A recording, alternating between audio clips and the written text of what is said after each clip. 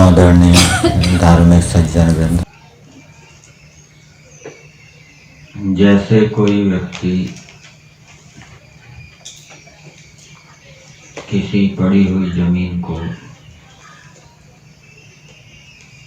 पैसे देकर खरीद लेता है, उसका स्वामी बन जाता है। जमीन का स्वामी बनना अपने प्रयोजन की सिद्धि के लिए भी होता है कि उसमें मकान बनाकर सुखपूर्वक रहेंगे, और दूसरे के प्रयोजन की सिद्धि के लिए भी होता है कि गायें आवारा घूम रही हैं, कसाई उनको ले जा सकते हैं, मार काट सकते हैं, तो उनको बचाने के लिए उस जमीन में गौशाला बनाएंगे और उन गायों को वहाँ रखेंगे। ऐसे ही कोई व्यक्ति जंगल में जाकर जड़ी बूटियां लाकर औषधियां बनाता है और उन औषधियों के माध्यम से रोगियों की चिकित्सा करता है मुफ्त में, कोई पैसे नहीं लेता, सेवा की भावना से। अपना प्रयोजन नहीं है, रोगियों को सुख हो, उनका कष्ट दूर हो। और दूसरा व्यक्ति है वो भी वैद्य है, वो जड़ी बूटियां लाकर औषधियां बनाता है और आजीविका के लिए उससे घर का खर्चा चले, परिवार का पालन पोषण हो, उसका अपना प्रयोजन है। इसी प्रकार से प्रकृति पड़ी हुई थी, ईश्वर उसका स्वामी बन गया, प्रकृति से ये सारा संसार बनाया। जीवात्माएं भी पड़ी हुई थी, जीवात्माओं का भी स्वामी बन गया, उसके अंदर जो गुण कर्म थे उनको प्रकट किया, प्रकृति के गुणों को प्रकट किया। किस लिए किया? अपने प्रयोजन के लिए किया या जीवात्माओं के प्रयोजन के लिए? तो जीवात्माओं को अपना आनंद देने के लिए, अपना कोई स्वार्थ नहीं था ईश्वर का, अपना कोई प्रयोजन नहीं था, जीवात्माओं को उनके कर्मों का फल देना था और जीवात्माओं को अपना आनंद देना चाहता है ईश्वर। इसलिए परमेश्वर प्रकृति और जीवात्माओं का स्वामी हो गया। और ये किस कारण से हुआ? निमित्त के कारण से, कि जीवात्माएं अपने कर्मों का फल भोगें और ईश्वर उनको अपना आनंद दे।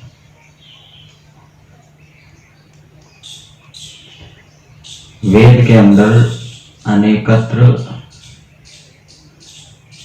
ईश्वर का वर्णन जड़ पदार्थों के माध्यम से किया है। किस प्रकार से परमेश्वर, जैसे माता पिता होते हैं, बालक माता के शरीर में पैदा होता है, फिर माता की गोद में खेलता है, इसी प्रकार से परमेश्वर ने सबसे पहले सृष्टि के प्रारंभ में पृथ्वी के गर्भ में शरीरों को उत्पन्न किया और फिर अमैथुनी सृष्टि में जो प्राणी पैदा हुए वो पृथ्वी रूपी माता की गोद में खेलने लगे।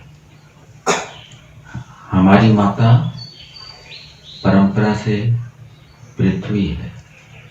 यदि आदि सृष्टि में, अमैथुनी सृष्टि में मनुष्य पैदा नहीं होते तो क्या हमारा अस्तित्व संभव था?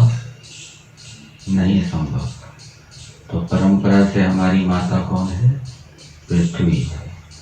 और हम उस पृथ्वी रूपी माता के ऊपर खेल रहे हैं, क्रियाकलाप कर रहे हैं अनेक प्रकार के। इसी प्रकार से परमेश्वर ने द्युलोक की गोद में, ये वेद के मंत्रों में बताया है, द्युलोक की गोद में किसको स्थापित किया? सूर्य को स्थापित किया। अंतरिक्ष की गोद में किसको स्थापित किया? विद्युत और वायु को। वो अंतरिक्ष में, अंतरिक्ष रूपी माता की गोद में क्रीड़ाएं कर रहे हैं, रमण कर रहे हैं।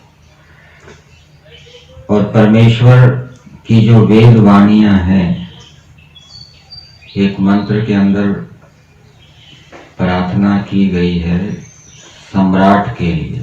सम्राट किसको कहते हैं? जो सारी पृथ्वी का राजा होता है, जिसके अधीन सारी पृथ्वी होती है।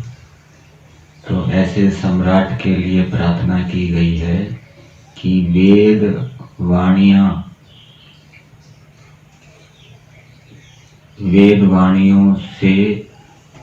वाणियां आपको यथार्थ ज्ञान से स्नान कराती रहें। वेद तो बहुत मनुष्य पढ़ते हैं, अर्थ सहित पढ़ते हैं, लेकिन यथार्थ ज्ञान सबको नहीं होता। यथार्थ ज्ञान किसको होगा? उपासना भी बहुत करते हैं, ईश्वर का चिंतन बहुत करते हैं, जप बहुत करते हैं, लेकिन जप करने के बाद भी, ईश्वर का ध्यान करने के बाद भी ईश्वर में प्रेम उत्पन्न नहीं होता, श्रद्धा उत्पन्न नहीं होती। अर्थात वो जो ईश्वर संबंधी ज्ञान है उससे हमारा स्नान नहीं हुआ, उससे हम पवित्र नहीं हुए। स्नान से क्या होते हैं? पवित्र होते हैं, शुद्ध होते हैं। मनुस्मृति के अंदर श्लोक आता है, अद्भिर्गात्राणि शुद्धयन्ति, जलों से शरीर शुद्ध होते हैं। इसी प्रकार से यथार्थ ज्ञान से जीवात्माएं शुद्ध होती है। विद्या तपोभ्याम भूतात्मा, विद्या यथार्थ ज्ञान से शुद्ध होती है। तो यदि हम शरीर से, मन से, वाणी से ईश्वर के द्वारा जिन कर्मों का विधान किया गया है अलग अलग आश्रम वालों के लिए और अलग अलग वर्णों के लिए, उन कर्मों का यदि हम पूरी शक्ति से पालन करेंगे, पंच महायज्ञ आदि, योगाभ्यास आदि, तो उसको करने के बाद जब हम वेदों का स्वाध्याय करेंगे अथवा ईश्वर का चिंतन करेंगे, तो वेदों के स्वाध्याय से हमें यथार्थ ज्ञान की प्राप्ति होगी। वेद मंत्रों के अंदर वो सामर्थ्य है कि उससे हम यथार्थ ज्ञान प्राप्त कर सकते हैं। संसार की घटनाओं में भी वो सामर्थ्य है कि उससे हम यथार्थ ज्ञान प्राप्त कर सकते हैं। प्रतिदिन बहुत से प्राणी मरते हैं, पैदा होते हैं, अनेक मनुष्य देखते हैं, लेकिन सबको तो यथार्थ ज्ञान नहीं होता कि हम भी एक दिन मरेंगे, पैदा होंगे। लेकिन कुछ महात्मा होते हैं, महापुरुष होते हैं, उनको संसार की घटनाओं को देखकर यथार्थ ज्ञान हो जाता है। ऐसे ही वेद मंत्रों को पढ़ के, उनके अर्थों को पढ़ के भी यथार्थ ज्ञान हो जाता है। किनको? जिनका अंतःकरण ईश्वर की ज्ञान कर्म उपासना से शुद्ध हो गया है। शुद्ध ज्ञान, शुद्ध कर्म, शुद्ध उपासना से जिन्होंने अपने अंतःकरण को शुद्ध कर दिया है, तो वो शुद्ध अंतःकरण वाले जब वेद मंत्रों का, ऋषिकृत ग्रंथों का स्वाध्याय करेंगे, तो उससे उनको यथार्थ ज्ञान होगा और वो यथार्थ ज्ञान उनकी आत्माओं को स्नान कराने वाला होगा। उस यथार्थ ज्ञान से उनकी आत्माएं स्नान करके शुद्ध हो जाएगी। सांख्य दर्शन के अंदर भी आता है, न मलिन चेतसी उपदेश बीज प्ररोहो अजवास। जो मलिन चित्त वाला है वो कितना ही स्वाध्याय कर ले, उपदेश सुन ले, उसके अंदर उपदेश रूपी बीज का कोई अंकुर नहीं फूटेगा। अर्थात उससे कोई उसको यथार्थ ज्ञान नहीं होगा। तो हमारा अंतःकरण शुद्ध हो और शुद्ध अंतःकरण से युक्त होकर हम स्वाध्याय करके यथार्थ ज्ञान को प्राप्त करके उस यथार्थ ज्ञान से अपनी आत्मा का स्नान करके आत्मा को शुद्ध करें। इसके लिए ईश्वर की आज्ञाओं को जानना आवश्यक है। आज्ञाओं को जान के उनके अनुकूल हम आचरण करें।